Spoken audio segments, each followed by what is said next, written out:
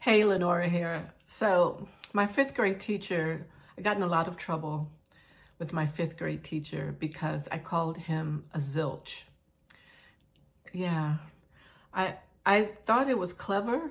I was learning vocabulary words. I was a little bit of a geek like that, and I learned that word, and I thought it was funny to use it.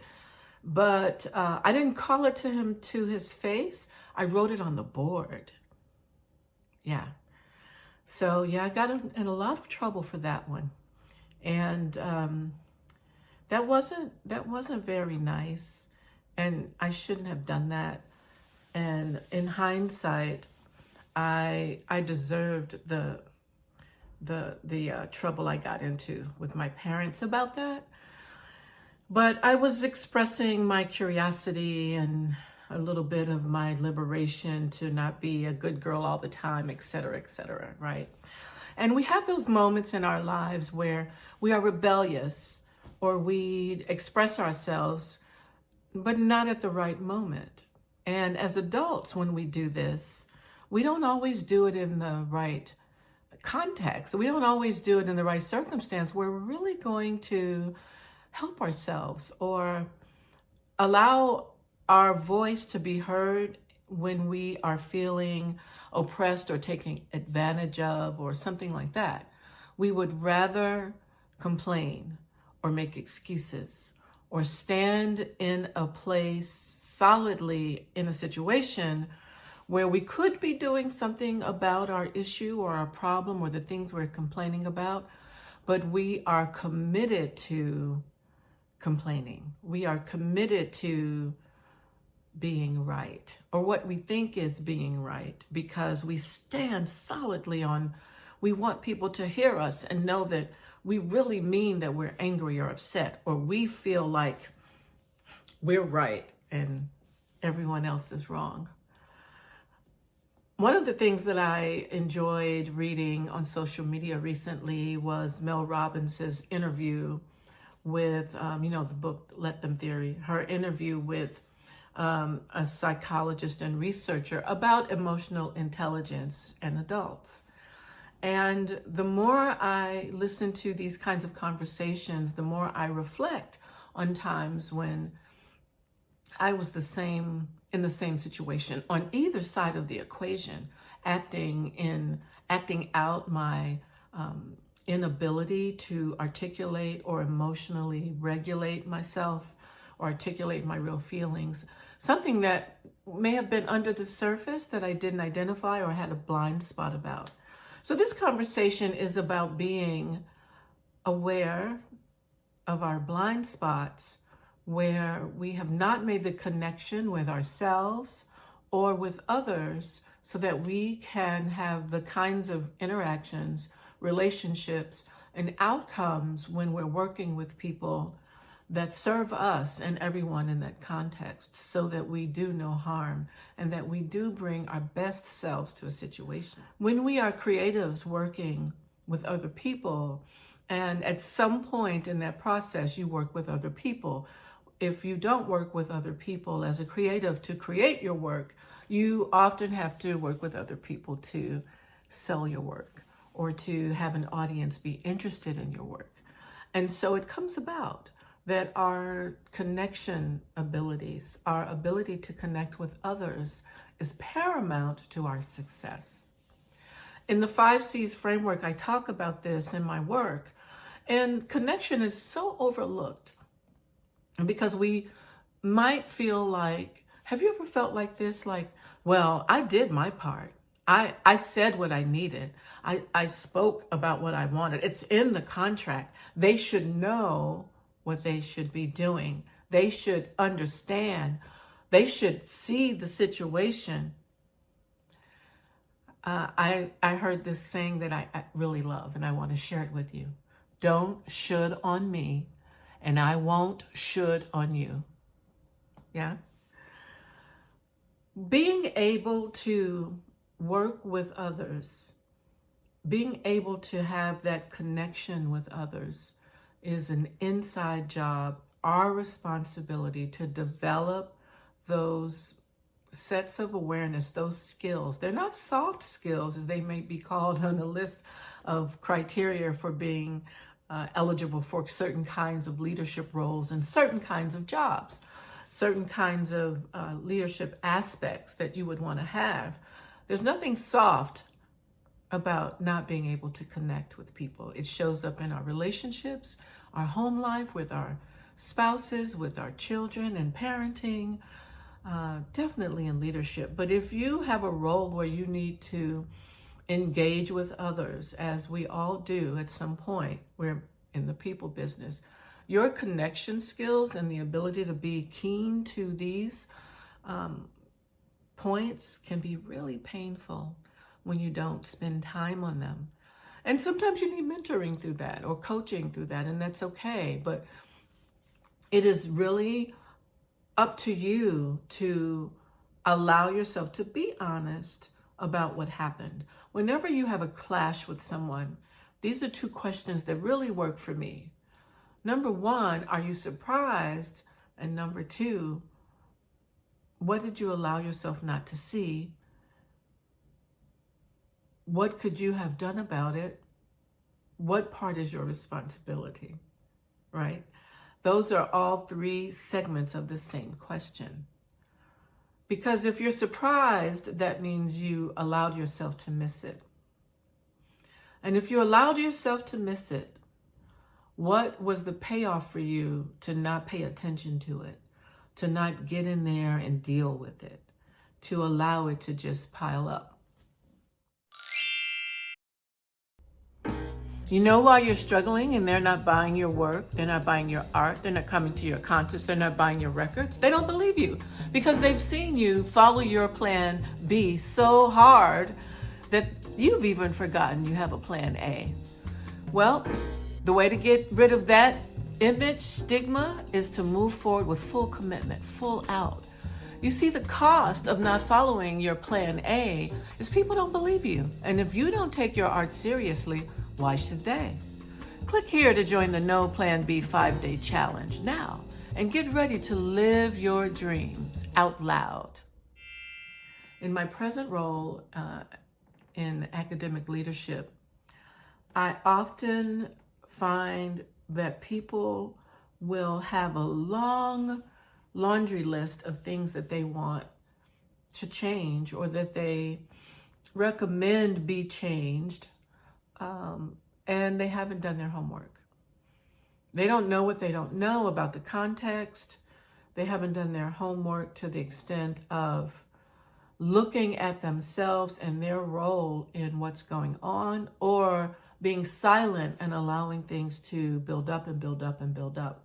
We do this at home with our spouses, with our neighbors. We just sometimes want to get along, go along to get along. And then we blow up one day at all the things that we've been sitting on. The problem with doing that is we never get to understand how we could be the catalyst for change in that situation, or where we are in a context that is never going to change and we should move on. When you are so uncomfortable and so unhappy that you can't be yourself, that you can't be complete, that you are constantly rehearsing or thinking of what's wrong with that situation, that is an indication that you've outgrown the situation, or that you've reached a new level of understanding. You've reached a wall. You've maybe outgrown the situation, the people, places, things. And it's so hard to change, isn't it? It's so hard to allow ourselves to really see the forest, see the trees. We can't see the forest for the trees, right? So that's number one. Do your homework. Just do a little investigation into who you are being and what your role is, to be accountable for how you can be a catalyst for something that may be well within your grasp and in your ability to do something about, that you are the leader in that situation. when you are in a situation that needs change, it could be that God put you in that role just so that you can be that change agent. Yeah. So there's something I want to add to what we've been talking about regarding excuses, making excuses, living in the realm of excuses, and not being aware that we aren't taking responsibility. Whenever we are constantly complaining about something, we are getting a payoff for that complaint. What do I mean by that? Whenever there is a common occurrence or pattern that happens with people, different contexts, different people, different situations, but the same result happens from our perspective. Oh, they are always, people are always backstabbing me. People are always, taking my ideas. People are always being manipulative with me. People are always being sneaky. I can't trust people. People are always ... Well, here's something I want you to look at. What do all of those situations have in common? I'll wait. You. All of those situations with all of those different people who don't know each other, don't talk to each other about what has they've been interacting with you. You are the common thread. And if you are the common thread, when we're the common thread, we have to look at our behavior. Did they have a gun to your head and make you interact with them, be friends with them, loan them money, take them into situations where they took advantage of people, circumstances, went behind your back, blah, blah, blah, blah, blah, whatever it is? You are the common thread. And so look at what your participation was in extending trust to someone who may not have deserved it, or having an expectation, an unspoken expectation that someone was going to give or do something for you or grant you access, and they never said that to you. You just assumed, and you put yourself in you squoze into the spot where you felt like, oh, you were going to be able to kind of find yourself in a setting, in a situation to benefit from someone else's anything, circumstance, opportunity, etc. These are nuanced circumstances to think about. When you're in them, it's hard to see them, but there is something that you get from allowing it. There's something that you are not being honest with yourself about. Maybe you leverage the situation where it seems like you're being very generous and open and kind, but you're really leveraging that because you need to feel needed. Maybe you are leveraging that person's relationship with you because it's easy to do that. It's easy to just, let everybody in, but what you pay, the cost there, is your inability to be authentic and develop intimacy. Because if you were really being honest, if you were really, really allowing yourself to function whole, not be on I'll just go along even though they annoy me, or I know that they are being intrusive, oppressive even, abusive in realms of they don't have a understanding of when it's being too much, being too pushy, no boundaries. You're allowing that lack of boundary because you want to be liked. So your payoff is getting to have a friend, kind of, but is it a friend? We call those deal friends. So whenever you have a constant complaint about, we'll talk about deal friends later. Whenever you have a constant complaint about something or someone, look at your behavior. Look at what you're doing and look at your role in the situation. Join the No Plan B 5-day challenge and show up for yourself.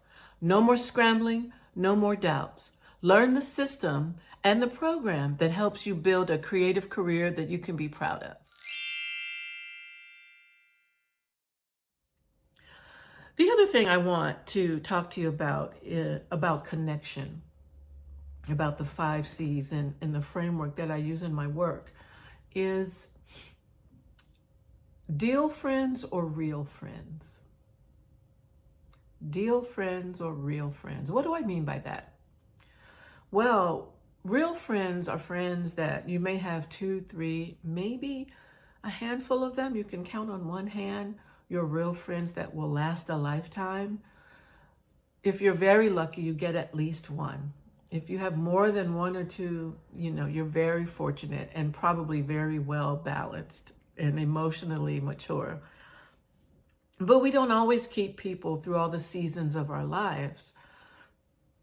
And one reason is that we grow and we mature. We might have periods of our lives when we're very self-absorbed and self-centered, and those kinds of behaviors don't keep good friends around you. They flee for the hills if they see that you're a kind of person like that.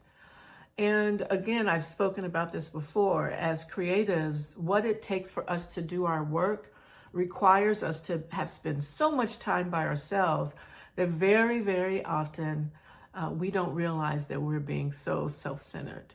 And so relationships don't always go very well. But hopefully we mature. Hopefully we get over ourselves and we get to a point where we can maintain, develop, and nurture friendships. And when you are in that place of looking at your friends and nurturing your friendships, excellent.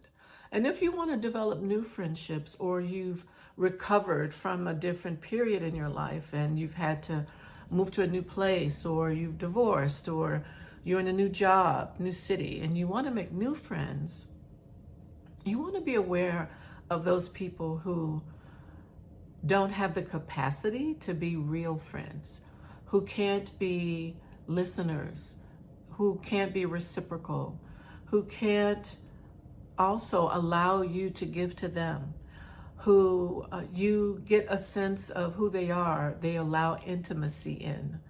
They allow themselves to be seen and heard. And they're interested in you, not in what you do, not in who you know, not in latching themselves to you that they can kind of get live through you vicariously, but they really like you for you. And that kind of maturity is beautiful when you find that in friends.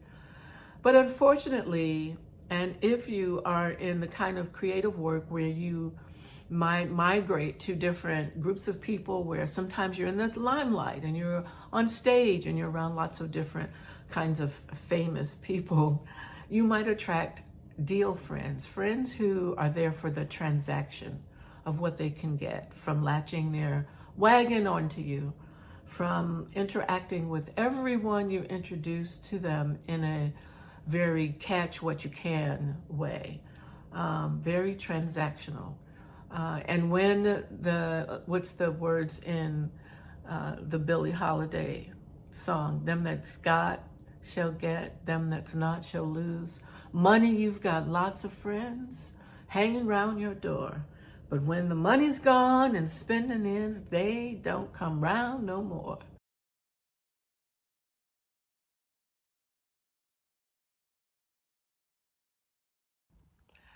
If you keep holding on to your plan B, you're telling yourself and the world that your art, your vision, isn't worth the full fight.